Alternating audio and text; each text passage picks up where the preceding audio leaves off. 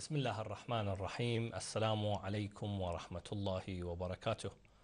Welcome to our third episode of the show 14, a brand new show that is dedicated to looking at the lives of the 14 infallibles, starting with the Holy Prophet Muhammad, peace and salutations be upon him and his holy family. Alhamdulillah, we have been blessed to have done 2 episodes already on the life of the Holy Prophet. And tonight, inshallah, we will conclude the series on the life of the Holy Prophet with Sheikh Bahmanpour. On behalf of the viewers and myself, I welcome Sheikh. Assalamu alaikum, Sheikh. Alaikum assalam wa rahmatullah. Thank you very much for the honor given to me to take part in a program talking about the Prophet, and my salams to all the viewers as well.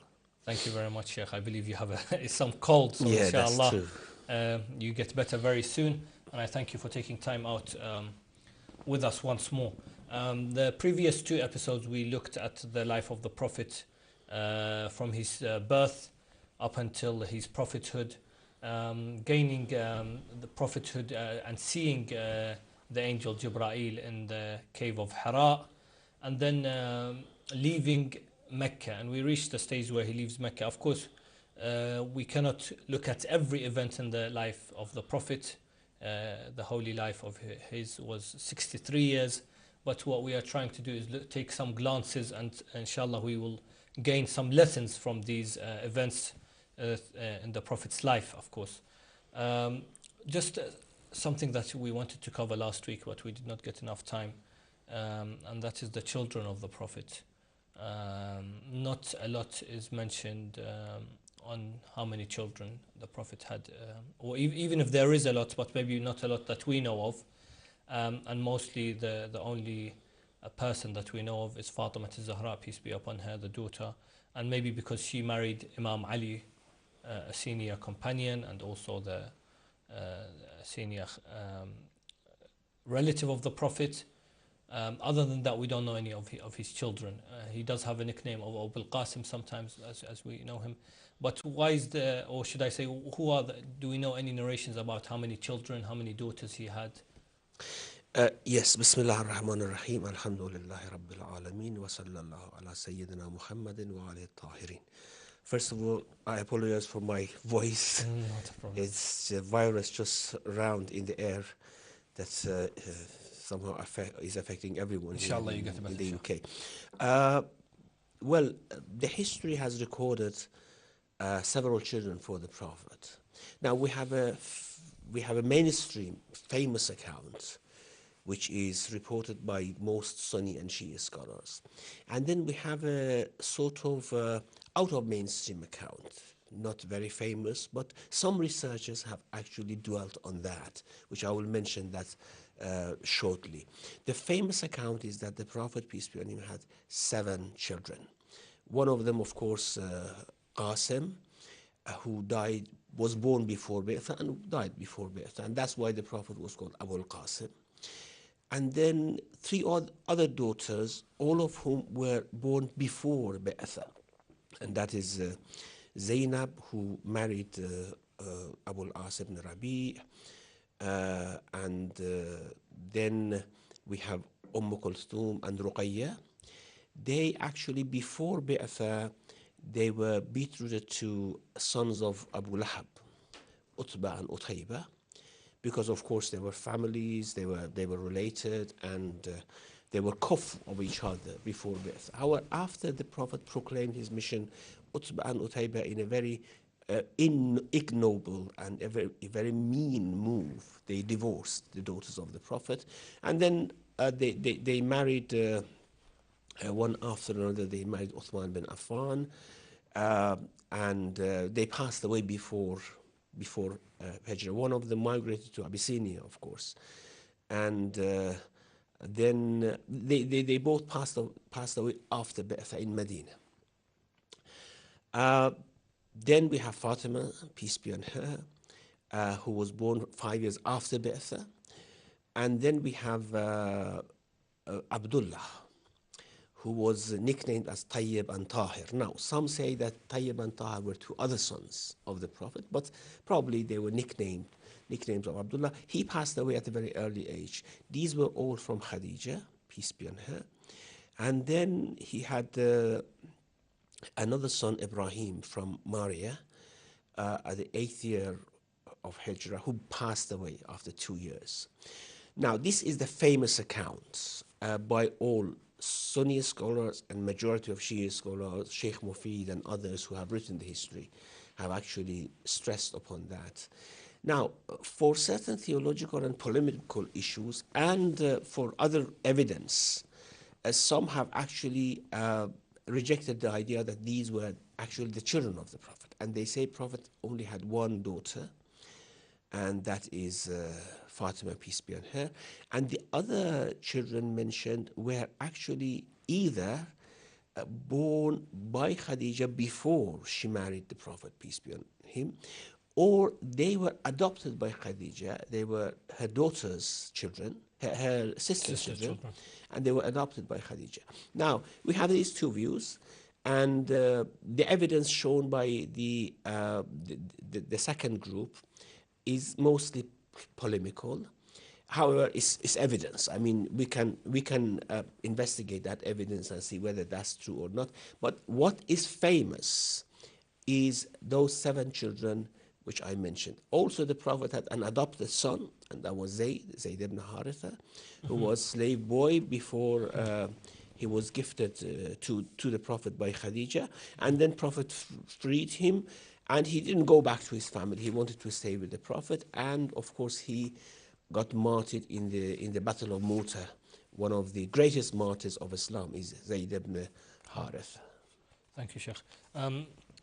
We know that I think it's the 13th year that the Prophet migrated from Mecca to Medina, and for obvious reasons which we mentioned last week, which I don't think we need to go over again. But let's talk about the actual him reaching Medina. Of course, the Muslims had gone, most of them had gone before him, and he traveled alongside Abu Bakr, and Ali ibn Abi Talib was left in his place, in his bed. Why did he choose maybe Medina? And if we can mention also the steps he took once he reached Medina, which is the brotherhood which he took between the Muhajirin and the Ansar, the people that came from Mecca. Yes. Well, good question. Why did he choose to go to Medina, which was called Yathrib before? Now, the important thing is that his own people rejected him. The people of Mecca, who were his own people. This is what he said at the Badr, after the people of Mecca were defeated and many of them were killed. He said that, what a bad people you were to me. What a bad community, my community, what a bad community. You rejected me, other peoples accepted me. You fought against me, other people helped me, and certain things like that. So he never ever wanted to leave Mecca. He was forced to do that. You remember, we mentioned last week, after Abu Talib had passed away, he went to Ta'if to seek protection and refuge. And they actually rejected him as well, and they instigated the children to throw stones at him, and he came back. Very interesting thing happened. Sometimes things look like coincidence, but after, in retrospect, when one think about it, they look just like a plan, that it was planned. Now, the people of Medina, Aus and Khazraj. First of all, a little bit about Yathrib. Yathrib was a city which was inhabited several centuries ago by Jews. The Jews had come there and resided there for a reason. Now, the famous reason is that they had heard that a prophet will appear in the area and will migrate to this city. Now, their idea was that we stay in this city, and when this prophet comes, of course, we will believe in him. Why they rejected the prophet, despite all that, was because prophet was not one of Banu Israel. He was an Ummi. And this is stressed in the Quran again and again, that they didn't like a prophet who was Ummi. Ummi, usually Ummi is translated as illiterate or unlettered. I don't think this, going through the Quran, this is not a perfect understanding. Prophet, of course, was unlettered in that sense. He couldn't read and write. This is mentioned, of course, in the Quran as well. That وَمَا كُنْتَ تَتْلُو مِنْ قَبْلِهِ مِنْ كِتَابٍ وَلَا تَخُطُّهُ بِيَمِينِكَ. You couldn't write before that, and you couldn't read any book before that. إِذَنْ لَارْتَابَ الْمُبْطِلُونَ. Because then they would have doubted that you have gained this knowledge from somewhere else.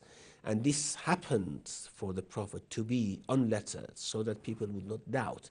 However, the ummi which is used in the Quran is not, it does not mean unlettered. It means a Gentile. هو الذي بعث في الأميين رسولا منهم يتلو عليهم آياته. And this in Surah Jummah is actually addressing the Jews, that he is the one who has chosen one of the Gentiles to recite his verse. And this was very, very difficult to accept for the Jews who had that pride of having the prophets from themselves. And in many other verses of the Quran, ذَلِكَ بَأَنَّهُمْ قَالُوا لَيْسَ عَلَيْنَا فِي الْأُمِّينَ سَبِيلٌ. They say the Ummiyin, that means the Gentile, have no rights over us. We can do whatever we want to them. So they had come here, they had resided there. However, after a while, two tribes from south, from probably Yemen, they migrated to the area, two powerful tribes, and they were Aus and Khazraj. And they gradually took the power in the city. However, they were fighting against each other all the time. Now, in the 10th year, when the Prophet, peace be on him, lost Abu Talib, lost his support, a very bloody war was going on in Medina, which is called the Battle of Bu'ath. Very famous. There are lots of poetry about these, who was killed, what happened. All farms were put alight.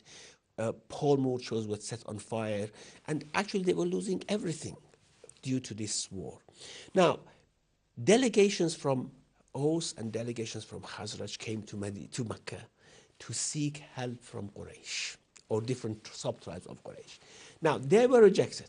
However, as I said, coincidence, they heard for the first time that something is going on in Mecca that they were quite unaware of.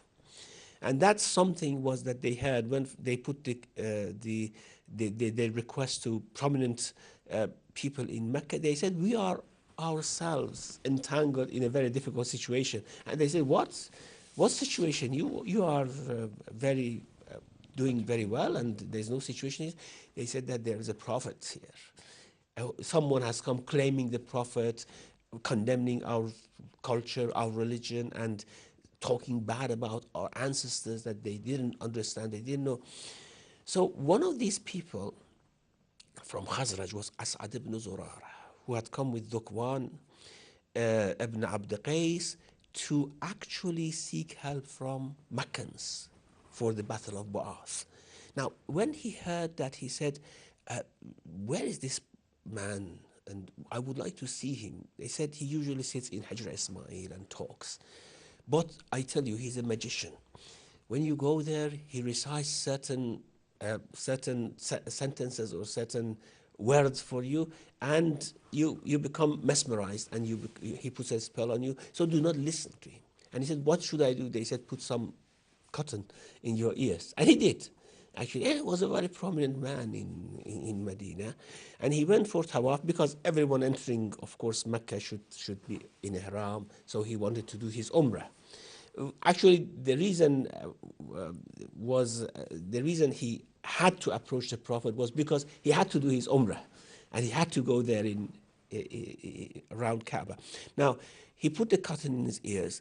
And when he did a couple of shots of tawaf, he said, As'ad, you are a stupid man. Such a great event is going on in Mecca, and you don't want even to listen what this man is saying. So he finished his tawaf, he went to him and said, could you tell me what you are calling people to? And the Prophet recited a few verses of the Quran. Immediately he believed in him. And then Dhukwan believed in him. This As'ad is Abu Umama, of course, the famous companion of the Prophet who died in Medina later on. Now, they went to Medina. They actually invited other people to come to Islam. And the following year, year 11, he came with several other people, and they confessed faith. And They went back to Medina the following year, year 12. They brought people, and this Bay'atul Aqabatul Ula happened, or Bay'atul Nisa. They did make a pledge with the Prophet to follow his instructions. But of course, it was called Bay'atul Nisa because there was no protection treaty there. They didn't want to, Prophet didn't ask them to protect him. There was no jihad in it. And what the Prophet asked them to do was actually the 10 Commandments. Worship one God, do not kill each other, love your fellow human beings, do not steal, do not fornicate, do not commit adultery. These were the things that the Prophet took pledge from them and sent them. And then they asked Prophet to send someone to Medina to teach them. And Prophet sent Mus'ab ibn Umar, who was a very young man, but he had memorized all the surahs of the Quran which were revealed. Now, I want to mention this one incident. I know I'm taking lots of time in this. As I mentioned, we're benefiting from these certain small events. Yeah, a very, very beautiful thing. When Mus'ab went to Medina, he went to different places, but he only to Khazraj, which As'ad ibn Zurara was at the head of and was telling people to listen to Mus'ab. Once he said, let's go to Aus, and if you can bring Sa'd ibn Mu'adh to your faith, I think all the Aus will become to Islam. And he went there, sitting there. Sa'd ibn Mu'adh sent Usayd ibn Hudayr, which was one of the strongest men of Medina. No one could actually fight him, saying to As'ad and to Mus'ab to leave their neighborhood. As'ad told him, don't you want just to listen what this young man is saying? And he said, okay, yes. Mus'ab recited a verse of the Quran, a surah of the Quran for him, and he said, how can I come to this religion? And he said, you just make ghusl, do 2 rak'ah, I teach you how to do 2 rak'ah of salat. And because he was in such a hurry with his clothing, he jumped into the well to do the ghusl, and coming back and said, okay, now tell me, what should I do to join this religion? Such a powerful was the message. They hadn't seen the Prophet yet. And then he sent for Sa'd ibn Mu'adh. Sa'd ibn Mu'adh came, and he said, what is happening here? Why are you deceiving my people? And Mus'ab said, just listen to what the message I have. I said, okay, tell me what message. Now, this is very beautiful. They say that when Mus'ab recited Hamim Tanzilum min ar-Rahman ar-Rahim for Sa'd ibn Mu'adh, a revolution went inside him. If you allow me, just for the benefit of our Arab viewers, if you just put yourself in the place of Sa'd ibn Mu'adh, and Mus'ab is reciting these verses with that beautiful Hijazi accent, and so powerful.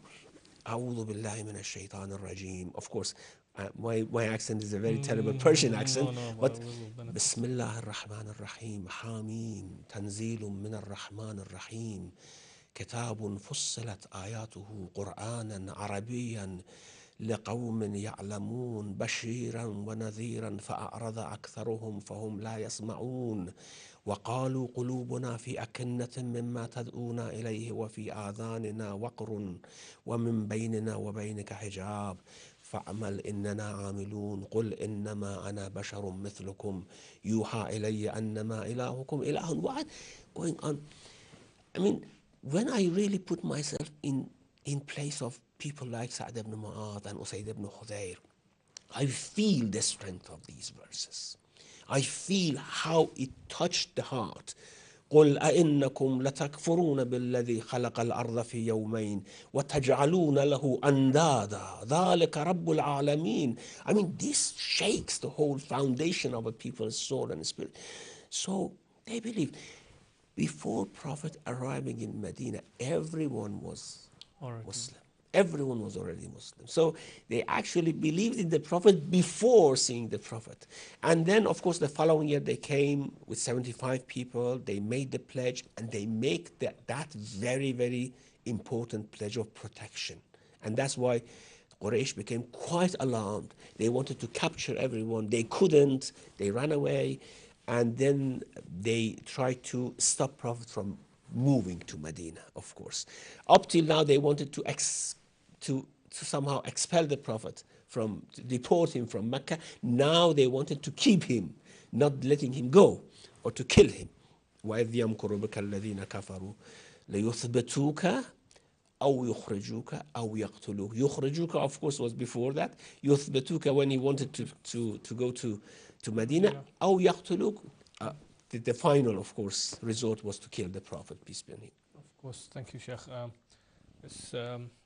We'll pass through these certain events that, when the Prophet left, Imam Ali stayed in his place, the famous story. And for the viewers, inshallah, we'll maybe take a stronger or a better view of these once we look at the life of Imam Ali in our next episode. And of course, the famous ayah, وَمِنَ النَّاسِ مَنْ يَشْرِي نَفْسَهُ ابْتِغَاءَ مَرْضَاتِ اللَّهِ. Of course, it's very important to mention that the Quran was still coming. That's why we have some surahs that are revealed in Mecca and then some surahs in Medina.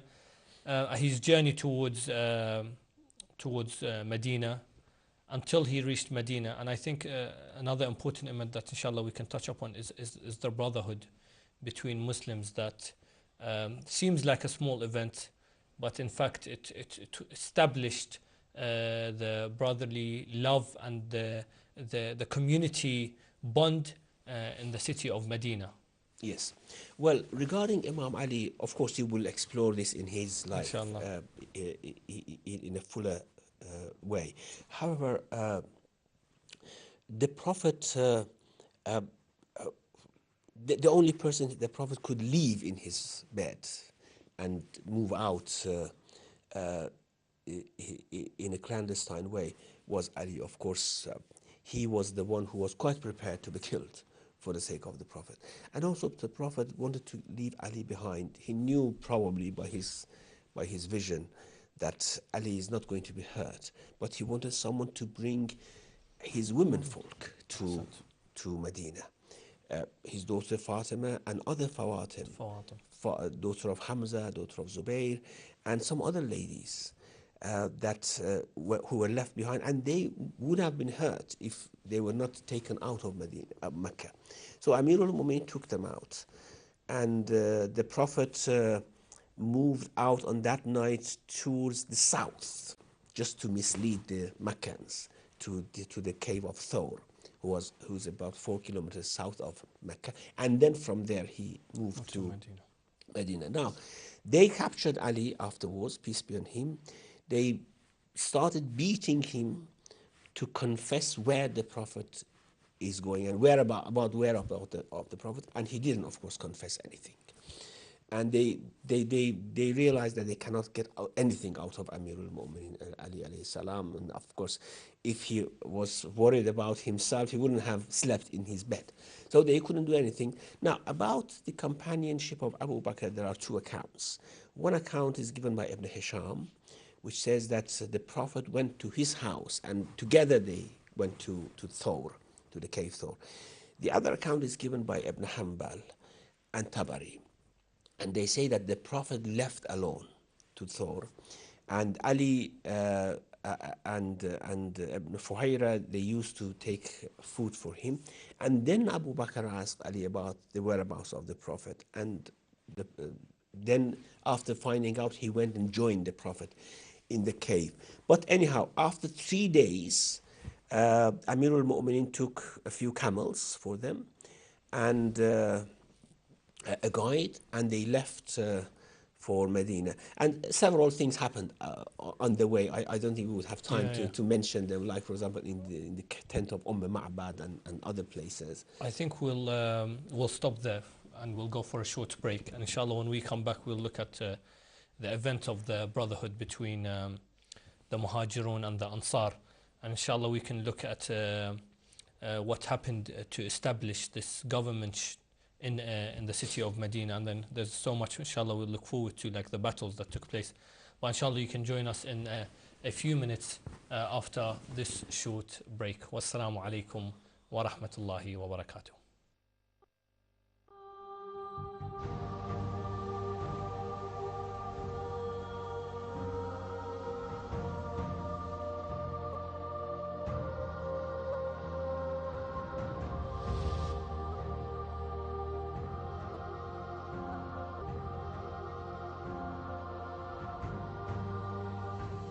Assalamu alaikum and welcome back to 14. Before the break, we spoke about the journey of the Holy Prophet from Mecca to Medina. And this will just stop at the journey here and take a look at the actual journey. We mentioned that he was in Ghar Thawr for a few days until he made his way towards Medina. For those of you that have been Hajj, they will know this. Jami' Masjid Quba is a famous mosque that we usually visit whether we're going to Hajj or Umrah. It is believed that the Prophet stayed there a few days before actually going to Medina. Yes.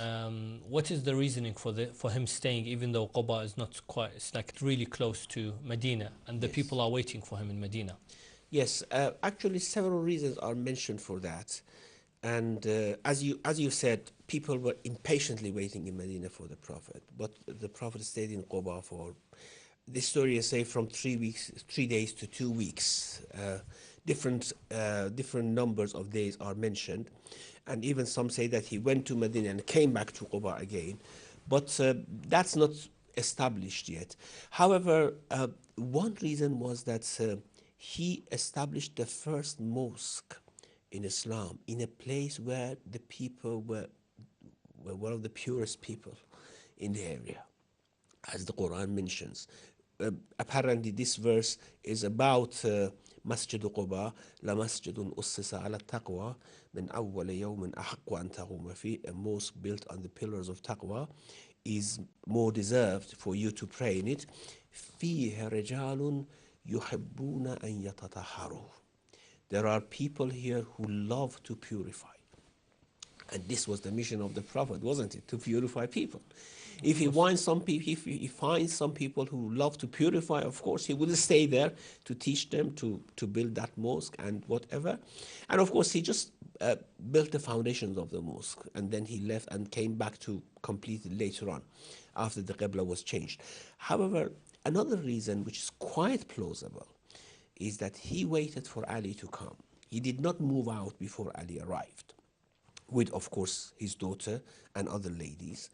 And there is, of course, this view amongst us that he did want to go to Medina with Ali, peace be on him. And also, some exegetes have mentioned that a revelation came to him about Ali and some of his companions who were with companies who were with him. These verses at the end of Surah Al Imran, إن في خلق السماوات والأرض واختلاف الليل والنهار لآيات لأولي الألباب الذين يذكرون الله قياما وقعودا وعلى جنوبهم ويتفكرون في خلق السماوات والأرض ربنا ما خلقت هذا باطلا سبحانك فقنا عذاب النار. The summary of the verses say that those people can only see the signs of God in this world, who always remember God, sitting, standing, lying down, and then they seek refuge in Allah from the punishment of the hell. رَبَّنَا إِنَّنَا سَمِعْنَا مُنَادِيًا يُنَادِي لِلْإِيمَانِ. And then at the end it says that فَاسْتَجَابَ لَهُمْ رَبُّهُمْ أَنِّي لَا أُضِيعُ عَمَلَ عَامِلٍ مِّنكُم مِّن ذَكَرٍ وَأُنثَىٰ بَعْضُكُم مِّن بَعْضٍ فَالَّذِينَ آمَنُوا وَهَاجَرُوا وَأُوذُوا فِي سَبِيلِي. This shows this was about a group of people who were migrating, and they were actually inflicted with lots of troubles on the way, as they did, because Quraysh wanted to take them, and Amir al-Mu'minin fought against them. He was probably hurt and injured. So these verses made Prophet very happy that this was a sort of description of these people migrating from Mecca to Medina. And anyhow, he moved out of Quba as soon as Ali arrived, and they went to Medina. Of course, he had sent Abu Bakr before to Medina to give them the good news that Prophet is here, he's staying in Quba, and probably he had asked them not to come out to Quba to see the Prophet. One question would be, if Prophet stayed there for a couple of weeks, and people of Medina were so eager to see the Prophet, why they didn't come out to Quba actually to meet the Prophet? Maybe this was an order of the Prophet. No one would go to Quba until the Prophet, peace be on him, go to Medina himself. Thank you for that. It's quite important, I think, that we mentioned that. And it shows, I think, the bond that the Prophet had with Imam Ali alayhi salam. Um, he reached Medina eventually after whether it's 3 days or 2 weeks, and there he established the Mosque of Medina, and he built this brotherhood between Muslims, where he said that we will get a Muhajir and an Ansar, someone that's come from outside and someone that lives here, to build this brotherhood between them, and they will share, because the ones that have come from outside, obviously Medina, they don't have a home, they don't have a job, they don't have money, they don't have wealth maybe. So he built this, and of course he chose Ali as his brother. Um, First question is why he done this, and second question, the reason for him choosing Ali, because this is another strong hadith that we use when he chose Ali. Yes. When the Prophet, peace be upon him, arrived in Medina, there were several problems in Medina. One was the problem of the relation between the migrants and the host community, Muhajirun and Ansar. Certainly, these migrants had come leaving everything behind. They didn't have anything, they didn't have a home, they didn't have amenities, they didn't have farms to work on. And maybe something went in the mind of the host community that, well, these people are coming here and using whatever we have free of charge, and actually they are a burden on us. So to solve this problem, the Prophet suggested this bond of brotherhood. And this was not just a sort of complementary bond. It entailed certain legal and financial consequences. And that was, they had to share their property with each other. Even at the beginning, they inherited from each other. This, of course, was later on a change to وَأُولُو الْأَرْحَامِ بَعْضُهُمْ أَوْلَى بِبَعْضٍ فِي كِتَابِ اللَّهِ مِنَ الْمُؤْمِنِينَ وَالْمُهَاجِرِينَ. So the Ansar actually were inherited by Muhajirun in the same way as, for example, their families inherited. This problem was solved in that way. However, the Prophet didn't want to be somehow indebted to any of the Ansar about property and such things. It was not befitting the Prophet to make brotherhood with any of the Ansar for that reason. And because he wanted this to be completely general among everyone, so he made the prophethood between himself and Amir al-Mu'minin, which he had already mentioned that he was his brother in this invitation of Al-Ashiratul Aghrabun, when he mentioned that who will follow me, who will pledge allegiance to me, ala an yakuna akhi wa wasi'i wa warithi wa khalifati. So he had mentioned that before, that he was his brother. And of course he was showing the importance of Imam Ali, peace be on him, and his relation to the Prophet, peace be on him. Now this problem was solved in that way. There was another problem, and that is the Jewish community. Now we have a Muslim community. Everyone in Medina is Muslim.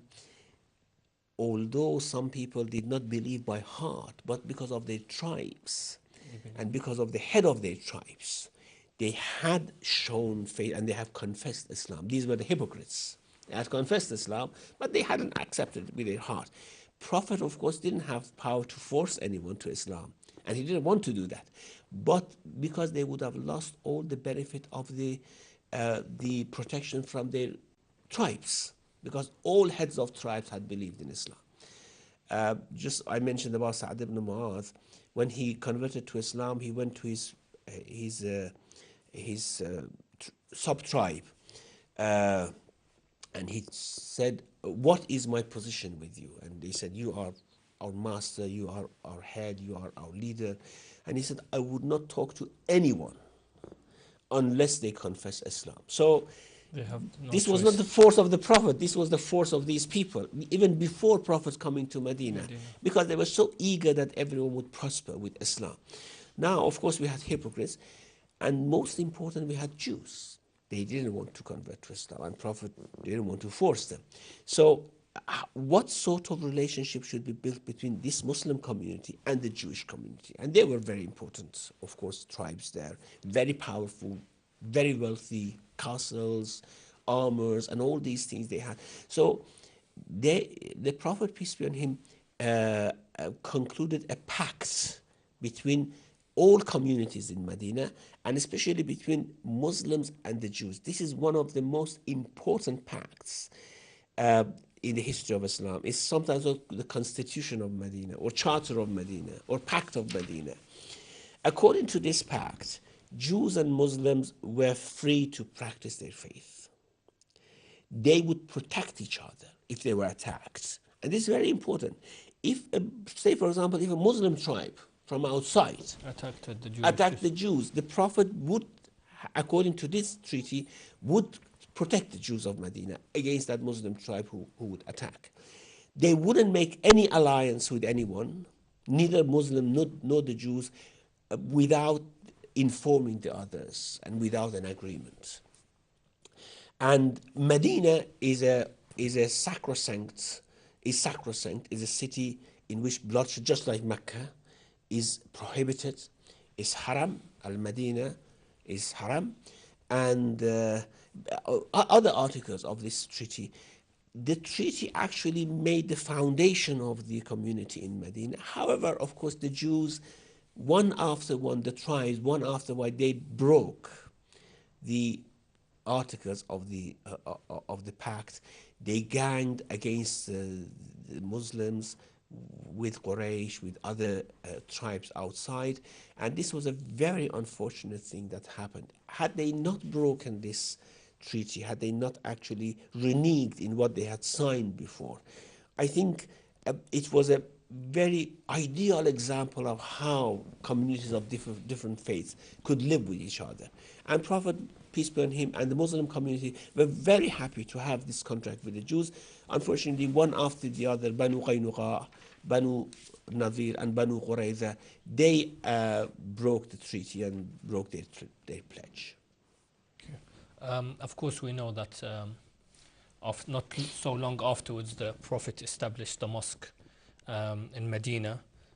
He established, of course, the prayer, the daily prayers in congregation, the Friday prayer, and he established the Friday sermon as mentioned in Surah Al-Jum'ah. And another great achievement was actually building this Islamic, not just government, but Islamic civilization.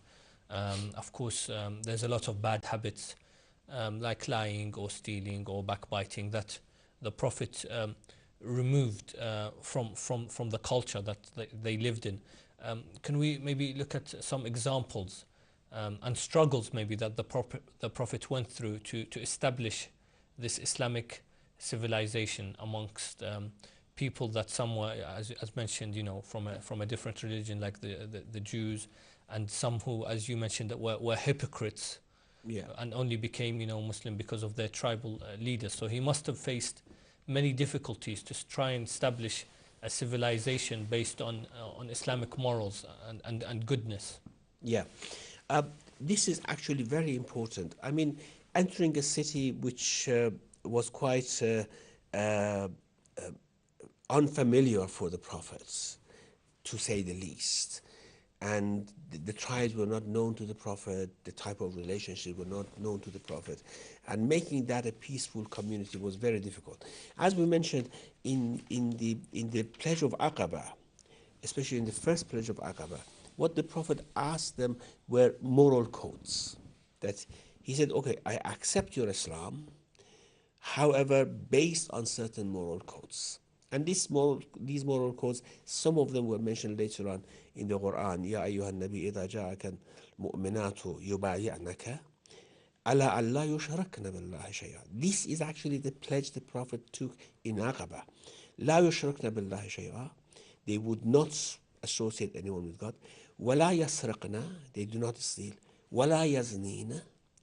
And they do not fornicate or commit adultery. وَلَا يَأْتِينَ بِبُهْتَانٍ يَفْتَرِينَهُ بَيْنَ أَيْدِيهِنَّ وَأَرْجُلِهِنَّ. And do not slander against each other in their honor, in other respects. And وَلَا يَقْتُلْنَ أَوْلَادَهُنَّ, which I did not mention. Do not kill their children out of fear of poverty or honor or whatever. And then فَوَايِعْهُنَّ, make the pledge with them. So the pledge right from the beginning was a moral code. It wasn't anything regarding power or regarding kingdom or anything like that. And this was repeated in Aqabatul Thaniya, which included protection article as well. So with this, of course, people of Medina tried to to comply with all moral codes of the Prophet, peace be on him, because he had made this stipulation that I only accept to come to your city provided you follow these moral codes.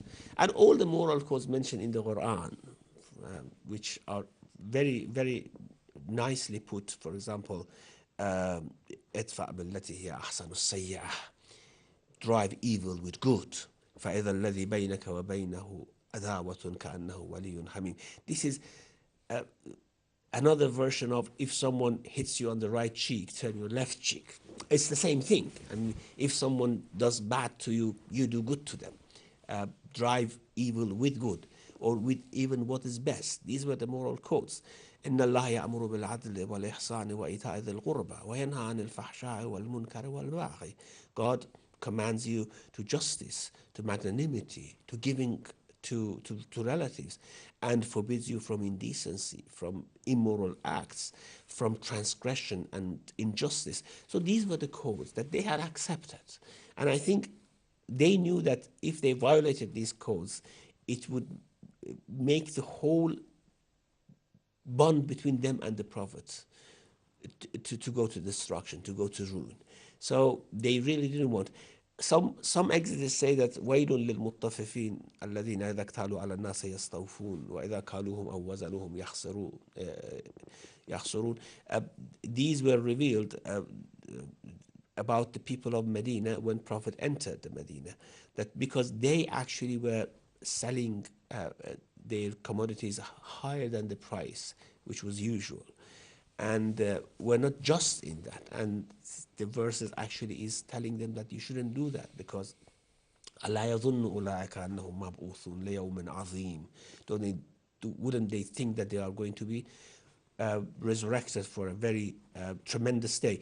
So I think these were very important. One other thing that I forgot to mention about Medina was the blood which were spilled before the Prophet at Bu'af. You know, these Arab tribes never forgot about the blood. About you killed my cousin, you killed my father, for example. Now, when Prophet entered Medina, these blood revenges were still there, and they wanted to make revenge. One of the most fabulous things that the Prophet did is that any blood spilled in Jahiliyyah is under my feet. That's all. It's completely should be forgotten completely, and in that way they could actually forget about the wars and battles. Yeah. It is important how these tribes, how obedient they were to the Prophet, how attached they were to the Prophet. They forgot about the blood of their brothers and fathers for the sake of Prophet. This is amazing. I think this is one of the greatest achievements that we mentioned when he reached Medina, is building this civilization according to good morals. And inshallah, in the final part, inshallah, when we get to it, we'll try and look at some of these universal morals that the Prophet came with, that they're universal in the fact that they're for all human beings, but they came through Islam and they weren't there before. Of course, everything the Prophet did, inshallah, we're moving a bit faster now. Everything the Prophet did, we noticed that he struggled with, and he went through a lot of struggles in these 23 or 24 years of revealing this beautiful religion. And we look at the second year of him being in Medina, he goes into this battle of Badr, which I think is a good milestone to stop at something. Inshallah, we'll look at Badr, even though there's a lot of battles that the Prophet took part in, but I think Badr and maybe Uhud are very important. Tell us a bit about this battle of Badr. And we believe the Prophet went with a small number of people to fight a big army of Quraysh. And how did this battle actually start? Yes, well, after the Muslims migrated to Medina, the people in Mecca started to confiscate all their property, their lands, their homes, their commodities, whatever they had, they confiscated. So the Prophet, peace be on him, saw that they should retaliate because their properties are confiscated in Mecca. First of all, they did not allow anyone to take that property out. There are many examples. People wanted to come out of Medina and migrate, out of Mecca and migrate. They said, if you migrate, you lose everything, and we take all your property. And people like Suhaib, for example, or others, they had lots of property in Mecca, and they confiscated everything.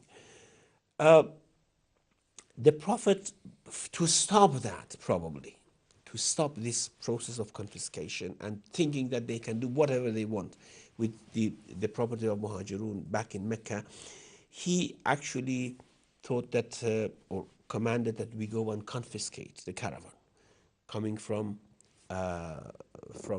Syria. And they actually moved out for the caravan. And Abu Sufyan became aware of that. We heard the news. And he sent a message to Mecca that the caravan is a danger. And of course, everyone in Mecca had some stake in that caravan. All wealthy businessmen had some stake in the caravan. So they thought that this is the best point in time. They finished the whole issue of the Prophet, peace be on him. So they said, okay, we mobilize an army and we go and fight Muslims who have come out with Muhammad, with the Prophet, peace be on him, who have come out to confiscate the business caravan. So they moved out. They had about 750 strong men in their army, 200 horses, 300 camels, and all with swords. Now, the Muslims had come out only with 7 swords. I mean, there were 313 people, as is mentioned, but they had only 7 swords. First of all, because they were not very well to do. People of Medina were not people of course, battles like that, although they had battles with each other, but they had not come, they had just come to take the caravan. And the caravan had limited number of guards. And they only had 3 horses and several camels, for example. And when the news of the army coming from Mecca reached the Muslims, then they hesitated. What should we do? And the Prophet said, okay, the caravan is coming and the army is coming. Should we go to fight the caravan or we shouldn't? Now there, of course, many Muslims hesitated. We have not come out to fight. As is mentioned is in Surah Al-Anfal, with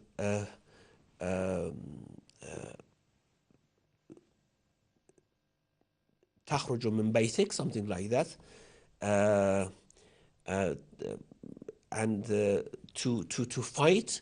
وَإِنَّ فَرِيقًا مِنَ الْمُؤْمِنِينَ لَكَارِهُونَ, and the group of mu'minun, they were, of course, reluctant. يجادلون في الحق بعدما تبين كأنهم يساقون إلى الموت وهم ينظرون.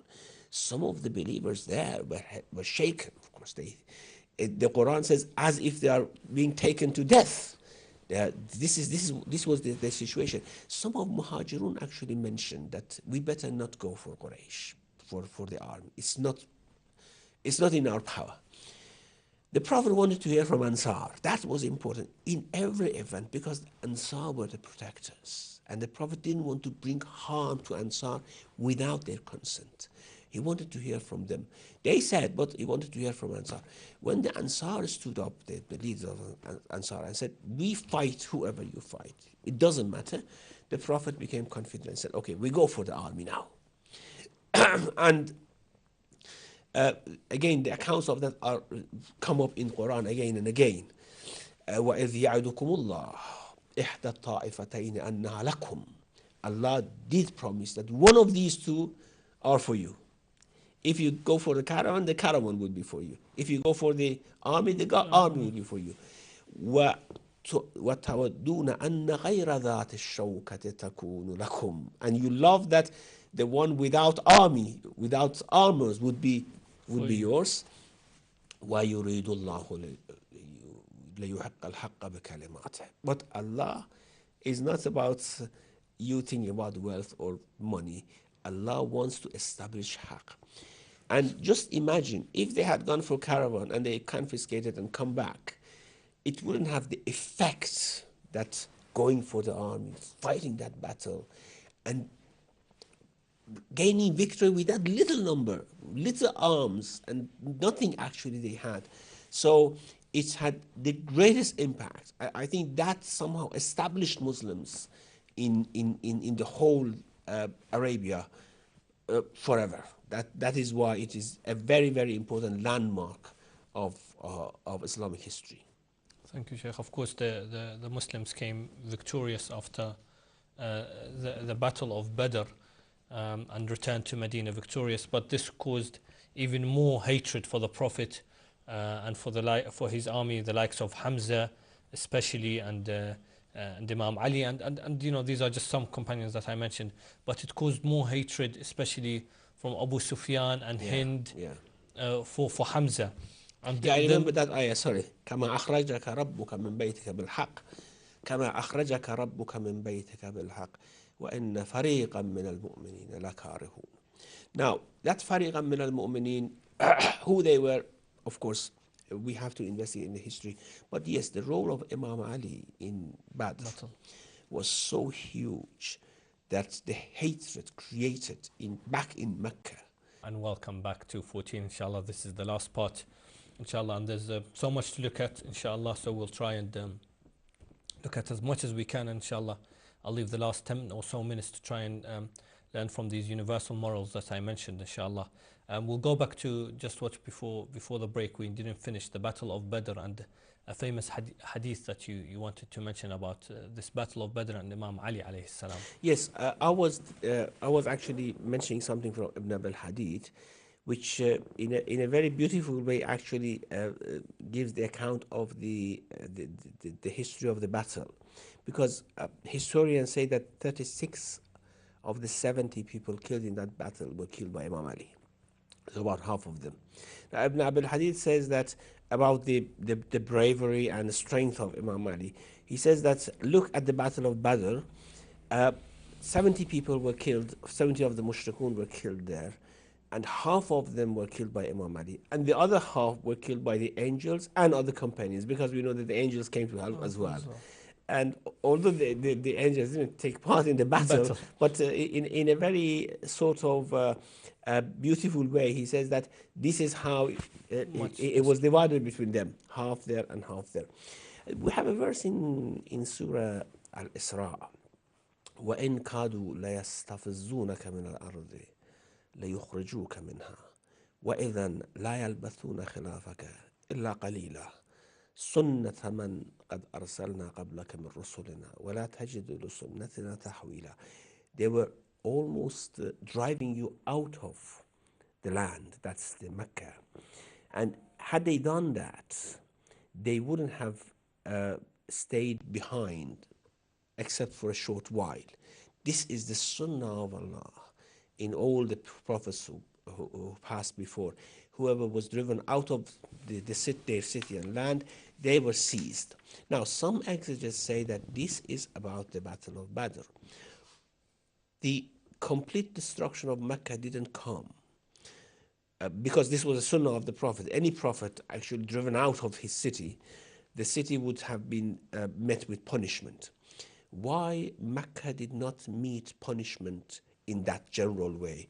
Because many mu'minun were living there without people knowing that they believed in Islam, because had they revealed that, they would have been tortured.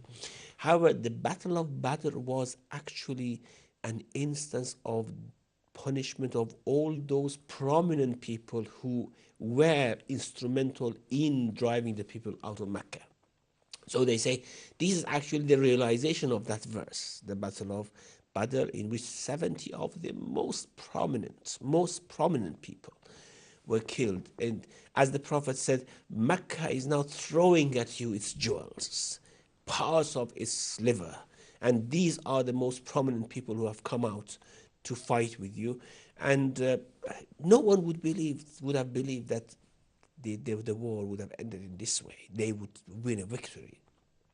And of course they did, and this changed the whole history. One other thing which the Prophet is mentioned to have said in that battle was that when they buried those killed from Mushrikun, the Prophet stood and said, إِنَّا قَدْ وَجَدْنَا مَا وَعَدَنَا رَبُّنَا حَقًّا فَهَلْ وَجَدْتُم مَا وَعَدَ رَبُّكُمْ حَقًّا. We have found what our Lord had promised us to be haqq, victory. Have you found what your Lord has promised you to be haqq? That is the punishment that you have. And certainly, of course, they would have found that. Ahsantum, Shaykhna. There's obviously a lot to mention in this last part. But as mentioned before, we mentioned that the Prophet built this Islamic civilization, this Islamic government. He established a lot of goodness in society in Medina. And then we see the Battle of Badr, and then Uhud, which was the battle where the Muslims were defeated in, if you can say, the first battle the Prophet was injured in. And there was many other battles that I think we'll leave that maybe for another show, where we can look at each battle individually, because each battle might need a show, especially a battle like Badr, I think, which the Battle of Badr, as you mentioned now, it changed history, you can say. Especially the fact that I think the hatred of Imam Ali started, maybe we can say, in the Battle of Badr. As mentioned, he killed more than 30 people from the Mushrikeen, and a lot of them had brothers or relatives that wanted revenge blood for this. But I think I just want to move a bit forward to his return to Mecca. And I think something that stays with me is that from the first episode, we mentioned that the Prophet loved the city of Mecca. And again, maybe you just mentioned that punishment wasn't given to Mecca, obviously, because there was mu'minin. And also, I think the Prophet loved his home city, his hometown. So his return must have been emotional, must have been something, even though he had to wait. Where they went, I think, and I think we'll try and look at this story. What the Prophet went to do his Hajj, but the Mushrikeen asked him that you'll have to wait, and the Hudaybiyah treaty was signed. Tell us a bit about this treaty that was signed with the Mushrikeen. I think after the Battle of Ahzab, the Mushrikun realized that it's not possible to defeat the Prophet anymore. And because in Battle of Ahzab, all tribes of Arabia, it wasn't only Quraysh, all tribes of Arabia had come. Hence the name Ahzab, which means tribes. And then they had, of course, their allies inside the city. The hypocrites. The hypocrites and the Jews and the Banu Qurayza. And why, of course, Banu Qurayza were given such a punishment afterwards? Because they, at a time of the hardest terror which was going among people of Medina, Medina was surrounded by 10,000 soldiers, and they were seized, and they didn't know when they are going to be attacked, from which side, which direction. Then suddenly the news spread that the Jews of Banu Qurayza are allied with those people, and at any moment they may attack from inside. So when, of course, the Mushrikun returned, يا أيها الذين آمنوا اذكروا نعمة الله عليكم إذ جاءتكم ريح إذ جاءتكم جنود فأرسلنا إليهم ريحا وجنودا لم ترها. They were just defeated by wind, and that was tremendously affecting the psychology. They were having the siege on Medina for several weeks, and a very cold wind blew, and they had to leave.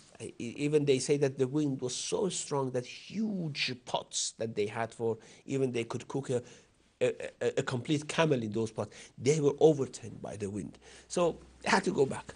Now, after that, they realized it's not possible. Now, when the Mu'minun came in the 6th year to perform Umrah, they wanted to stop them, but they didn't want probably to start a battle. In that place, they because they were convinced that it's not possible to defeat the Prophet anymore, they made a peace treaty. And of course, Prophet, peace be on him, this is very important from the seerah of the Prophet. Wherever peace was offered to the Prophet, He would take it. he accepted. وَإِن جَنَحُوا لِلسَّلْمِ فَاجْنَحْ لَهَا. Anyone offering you peace, go for peace. He was not a sort of warmongering leader. If he was attacked, of course, he defended. But if he was left to himself, of course, peace was the primary principle of the Prophet, peace be on him. So when they offered peace, Prophet took it very open-heartedly. Even some of the articles that they had included in that peace treaty was so humiliating for the Muslims that many of them, they came and said, no, we are not going to accept it. For example, one of the very minor things was on the top of the treaty, it was Amir al-Mu'minin had written, because the treaty was written probably by Ali ibn Abi Talib. We have different accounts of that. Bismillah ar-Rahman ar-Rahim. Now, Suhail ibn Am said, well, if you believed in Allah, if you believe in Rahman ar-Rahim, there was no fight. So we strike this out. We read Bismika Allahumma. Prophet said, okay. This is a treaty between Muhammad Rasulullah and, well, if we believe you are Rasulullah, so strike Rasulullah. Okay, let's strike that. And some humiliating parts of that treaty was that, for example, if a Muslim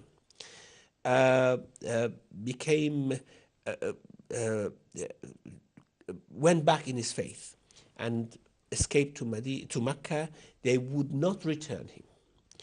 If one of the mushrikun converted to Islam and go to Medina, the Prophet should return them. And this happened actually. And Prophet said, we keep the treaty. And some of the Muslimun in Medina were very outraged that why should we do this? Why should we return these converts to them to torture and kill?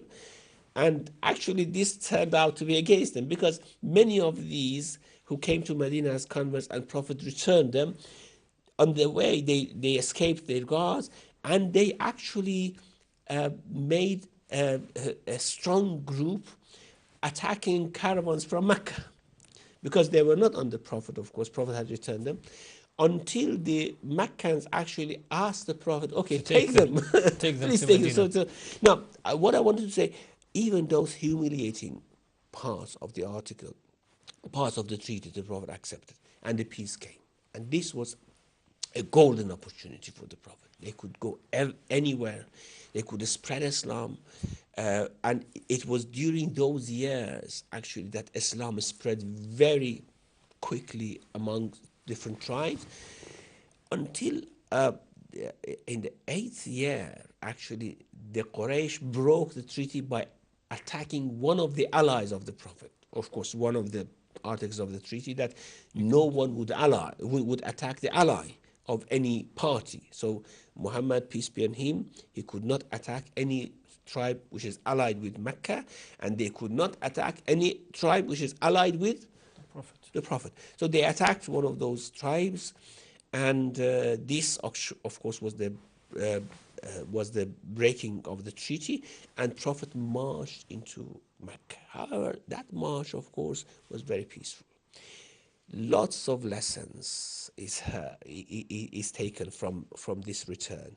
It was a return with mercy, with forgiveness, with magnanimity. The people, the army who were coming back with the Prophet, they had lost their loved ones. Many of them were tortured tremendously by people in Mecca. They had lost their property, their homes were destroyed, and so they were thinking, now we go and we take our revenge. And that's why one of the companions was going ahead and saying, Al-yawm yawmul malhama. Today is the day of, battle. Malhama is a battle where blood is spilled and something like that. So this is the day of revenge. The Prophet, peace be on him, sent Ali ibn Abi Talib forth and said, no, go and stop him and announce Al-yawm yawmul marhama. Today is the day of mercy. And it was with that mercy that the Prophet entered Medina. Now, Abu Sufyan was someone who had actually waged the most atrocious wars and plots and conspiracies about the Prophet. The Prophet ennobled Abu Sufyan when entered Mecca, saying that all in Abu Sufyan's house are safe. Because the first place that would have been attacked, just Would be Abu imagine Sufyan. of a revolution, you see? Yes. Just imagine of a revolution. Where is the first place which is attacked? Of course. The leader. Everyone indoors is safe. No plant should be plucked. No civilian should be killed. If someone comes, of course, we fight them, but no civilian should be killed. And in that way, he made a very peaceful and a splendid return to Mecca. And of course, everyone was worried what the Prophet is going to decide. And they got round Kaaba and asked the Prophet when Prophet was there. Of course, after the Prophet actually removed the idols from Kaaba and broke them and destroyed them. And they said, what you are going to do with us now? After you have broken the idols, what are you going to do with us? And he said, what do you think I do with you? And they said, Akhun Kareem, you are a very noble brother of us. Now, if he was a very noble brother, why did you do all those things to him? But he said, لا تثريب عليكم اليوم يغفر الله لكم. There is no blame on you today. Now, we have to put ourselves in that context to realize the meaning of this. There's no blame on you today. Imagining what they did to the Prophet. And then said, اذهبوا فأنتم الطلقاء. You're all free, go. So this was a huge ethical code for any leader, any Muslim leader, which has a selfless attitude and actually works for God, to see the style of the Prophet, the seerah of the Prophet in this situation. Ahsant, Shaykhna. Inshallah, just before we look at some of these acts of wisdom and acts of moral goodness of the Prophet, just we look at this final hadith, inshallah, the hadith of Thaqalain, which I think is quite important. As much as, inshallah, I was hoping to look at the events of Ghadir, but we've just got over 10 minutes and we can't put both of them. But the hadith of Thaqalain, I think, is quite important because it was mentioned in his last Hajj, and he mentions إني تاركم فيكم الثقلين. And here's the question, whether it's Kitab Allah wa itrati Ahl Bayti or Kitab Allah wa Sunnati. Can we try and just explain this hadith of Thaqalain in the next 2 or 3 minutes, so inshallah we can look at the morals of the Prophet? Actually, the farewell sermon of the Prophet, which was addressed in Hajjatul Wada, in the final Hajj of the Prophet, on the thresholds of Arafat in a place which is now called Masjidun Namira. This summarizes the whole message of the Prophet. The whole mission of the Prophet is summarized in this farewell sermon. Many ethical values, all those significant values. Say, for example, about the right of women. It's true that you have rights over your women. However, they have rights over you because you have taken them in pledge, and they are your helpers. And no white has any superiority over a black. No black has superiority over a white. You're all from Adam, and Adam is from dust. And many other things that the Prophet mentioned. And also that very important thing, God is my witness that I have conveyed his message. And whoever hears my message today should convey it to others, and those others to others. And maybe those who hear it later can understand it better than those who hear it today. And this shows the long vision of the Prophet for his mission, actually. Now, one of the things which, of course, he mentioned there was إني تارك فيكم الثقلين كتاب الله وعترتي أهل بيتي فإنهما لن يفترقا حتى يرد علي الحوض. Now, some of the exegetes, some of the reporters have somehow given a different version of this. This version says that I'm leaving with you two weighty things, the Book of God and my Ahlulbayt. They would not part from each other. Now, some of the reporters give a different version, saying that the Prophet actually said, إني تارك فيكم الثقلين كتاب الله وسنتي فإنهما لن يفترقا. Apart from the fact that many Sunni scholars of Hadith have actually argued that the first version is correct rather than the second version. The question is, what's the meaning of Kitab Allah wa Sunnati? Mm. How is it possible that the Kitab and Sunnah of the Prophet would not Stay together. part and stay together? If there is an Imam which is the which embodiment of the book, which gives the example of every good quality and good moral code in the book, uh, uh, is staying with the book, well, that finds a meaning, because the Quran explains the whole attitude and the whole behavior of the describes behavior of the uh, uh, Imam from Ahlulbayt, and Imam from Ahlulbayt explains the Quran. That is why they cannot separate from each other. He is actually an explanation of the Quran, his behavior, his talks, his attitude. And the Quran is a description. Whenever muttaqin is mentioned, whenever muhsinin is mentioned, whatever, it's a description of them, so they do not part. But even if Kitab Allah wa Sunnah is correct, the question comes, why the Sunnah of the Prophet was forbidden to be written for 100 years? I mean, if it is correct, and if Sunnah had such an important place, Sunnah of course has important places, but Sunnah comes through reports, of course, comes through report of people who saw the Prophet. If that was the case, why it was forbidden to write the Sunnah, the Hadith of the Prophet for 100 years? We know that it was only permitted to be written at the time of Umar ibn Abdul Aziz, and he died 102 or 101. And year 99 or 100, he actually orders Az-Zuhri or some others to collect the hadith of the Prophet. It was not allowed for people to write down the hadith of the Prophet. And we know that this even did not materialize until the downfall of Banu Umayyah. As soon as Banu Umayyah passed away, were toppled, and they, of course, tyrants passed away, then, of course, the Sunnah of the Prophet started to be written. If that was the case, why it was forbidden by people to write the Sunnah down? And the justification that it may get mixed with the Quran. We know that they justified forbidding writing hadith of the Prophet because they said it may get mixed with the Quran. If it is something that should go side by side with the Quran, why should we be afraid of writing down the Sunnah of the Prophet? So between these two versions, I think, and it's not the case that Kitab Allah wa Itrati belongs to the Shia, Kitab Allah wa Sunnati belongs to the Sunnah. No, many of the Sunnis have reported Kitab Allah wa Itrati. So we have to choose between one of the two. It cannot be the two. It cannot be both. So we have to choose between one of the two. Thank you very much, Sheikh. I was hoping, inshallah, and I will leave you, inshallah, to give us an example. I think one example that strikes you about the life of the Prophet. Before that, I think just to read this passage, which I found very, very interesting.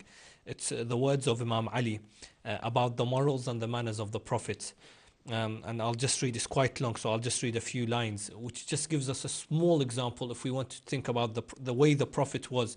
He says, peace be upon him, the Messenger of Allah did never shake hands with anyone and took his hands off first.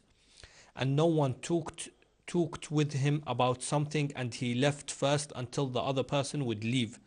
No one argued with him and he interrupted him, except that one would stop talking first. He had never been seen while stretching his legs before anyone sitting with him. Whenever two things occurred to him, he chose the severest to them. So if he had two things, he chose the hardest thing. He did not avenge himself when being wronged, except when the laws of Allah were violated. And I think this is something very important, even though it's maybe simple for me to think that when someone shakes your hands, the Prophet would not move his hands until the other person. In the last 2 or 3 minutes, I think something that the Prophet came with was this great morals and these great manners that he came with. And that's why I think he was chosen as the savior of mankind. If you can, an example or a narration about this, the beautiful morals of the Prophet that we can learn from, inshallah. I think one of the most important things about the morals of the Prophet is that we cannot find slightest blemish in whatever he did.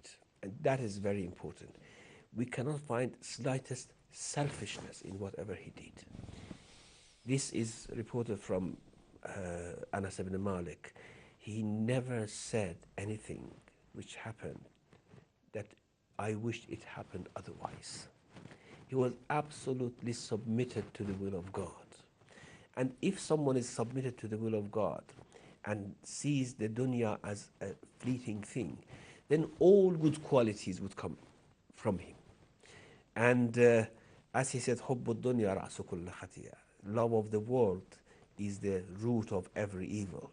And because he didn't have slightest love for the world, there was no evil at all in his character. Thank you very much, Sheikhna, for your insightful input into the 3 episodes. And I would like to thank you on behalf of the viewers and behalf of the Ahlulbayt staff for putting so much effort, inshallah, in these 3 episodes. Just to remind the viewers, the episodes are available on demand on our website, ahlulbayt.tv /on demand. If you go onto the show 14, Divine Guides, inshallah, the episodes will be up for you to see. Thank you, Sheikhna, so much. May Allah accept this wonderful insight into the life of the Prophet, and may Allah bless you with the travel, the ziyarat of seeing the grave of the Prophet, and most importantly, inshallah, the intercession for you and your family of the Prophet on the Day of Judgment. Thank you for watching once again this live show, and inshallah next week we will move to the second infallible, who is Imam Ali, the cousin of the Prophet. We touched upon a few of the events of his life. Inshallah, will be joined inshallah next week. Inshallah, that will be also 3 episodes into the life and biography of Imam Ali. Thank you for watching, and inshallah I'll see you next week. Wassalamu alaikum wa rahmatullahi wa barakatuh.